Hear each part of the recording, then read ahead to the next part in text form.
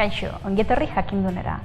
Noizbait gertatu ahal zaizue ariketa batean berreketa bakarrera laburtzea eskatzen dizuete da, baina adierazpen matematikoan bai berrekizun guztiak, bai berretzaile guztiak ezberdinak izatea? Askotan, berreketak deskonposatuz, berreketen propietateak aplikatzeko bidea aurkitu dezakegu. Eta gaurkoan, hainbat adibide ekarri dizkizuegu hau frogatzeko. Gure lehenengo adibidean, biderketa bat daukagu, bai?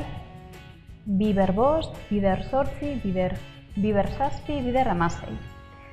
Eta badirudi, berrekizun guztiak ezberdinak direla, bai? Baina, ondo fijatzen bagara, bia zenbaki dena da, baina 8 eta 16 deskonposatu ditzakegu.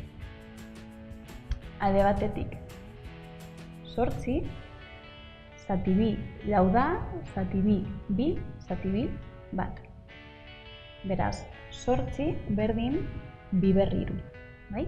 Beste alde batetik 16, 16 zati bi 8 da, zati bi lau, zati bi bi, zati bi bat. Beraz, 16 bi berri lau da. Bai? Orain egin dezakeguna, berreketa hauek zenbaki horien ordez jartzea da.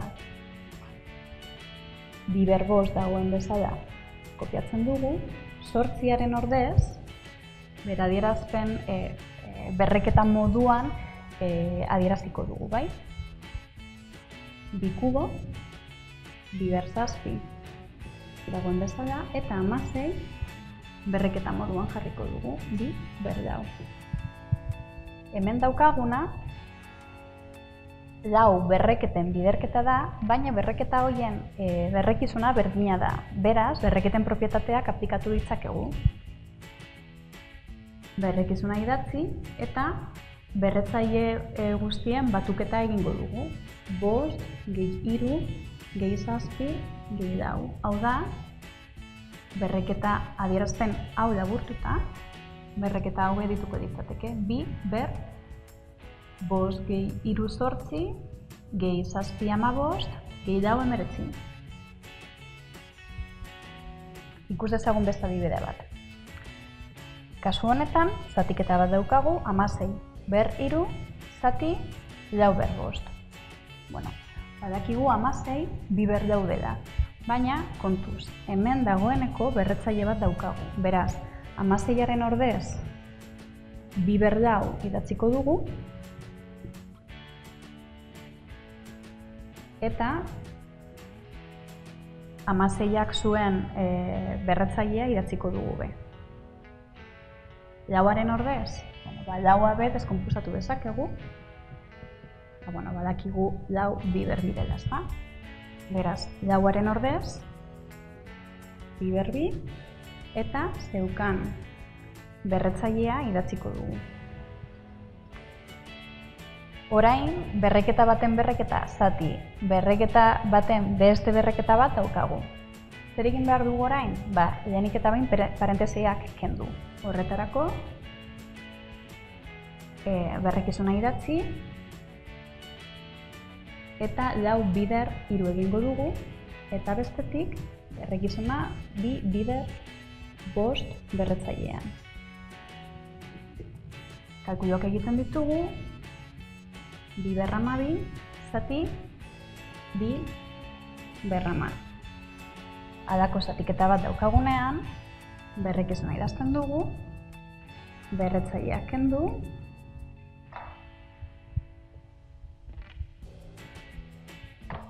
eta adierazpen hori berreketa bakarrera laburtuta, bi berbi edo bikarratu izango litzateke.